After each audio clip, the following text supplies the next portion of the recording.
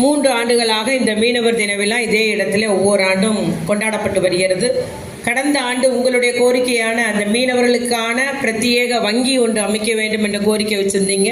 கடந்த ஆண்டு அந்த திட்டத்தை நம்முடைய முதலமைச்சர் அவர்கள் நம்முடைய தூத்துக்குடி நகரத்திலே மீனவர்களுக்கான தனியான ஒரு வங்கி ஒன்று தொடங்கப்பட்டது. அதே போல் நம்முடைய அந்த மீன்பிடி தடைக்கால நிவாரணம் உயர்த்தப்படும் என்ற வாக்குறுதி இன்றைக்கி இந்த வருஷத்துலேருந்து எல்லாருக்கும் அந்த பணமும் வழங்கப்பட்டு வந்தது. அதுபோல் தொடக்க காலத்திலிருந்து இந்த முறை கடந்த முறை ராமநாதபுரத்துக்கு வந்திருக்கும் போது நம்முடைய முதலமைச்சர் வந்திருக்கும் போது இந்த பகுதியில் நீண்ட காலமாக பட்டா இல்லாமல் தன்னுடைய குடியிருக்கும் நிலத்திற்கு உரிமை இல்லாமல் இருந்தது.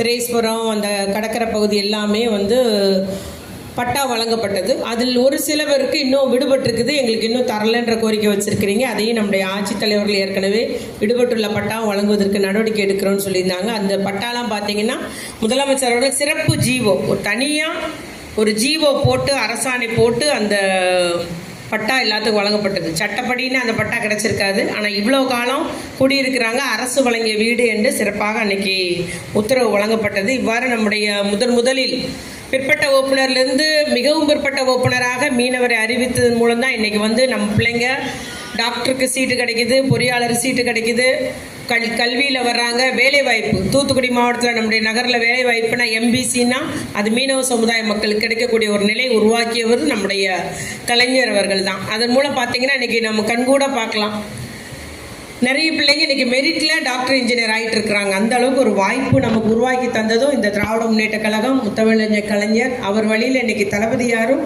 நல்ல பல திட்டங்களை நமக்கு செய்து கொண்டு வருகிறார். இந்த மீன்பிடி துறைமுகம் தூர்வாரப்பட்டுள்ளது, ஆழப்படுத்தப்பட்டுள்ளது. அதே போல் திரேஸ்வரம் கடற்கரை ஃபுல்லாகவே சீரமைக்கப்பட்டு அந்த பாலங்கள் எல்லாம் சீரமைக்கப்பட்டு தூர்வாரப்பட்டுள்ளது, அதுவும் ஆழப்படுத்தப்பட்டுள்ளது. அதுபோல் இன்னும் உங்களுடைய கோரிக்கை இருக்கிறது. இனிகோ நகரில் மீன் ஏலக்கூடம் கட்டித்தரப்பட்டுள்ளது. ஹைமாஸ் லைட் எல்லாம் கடற்கரைக்கு வச்சுருக்கோம். இன்னும் உங்களுக்கு அந்த ஹைமாஸ் லைட்டு வேணும்னு கேட்குறீங்க.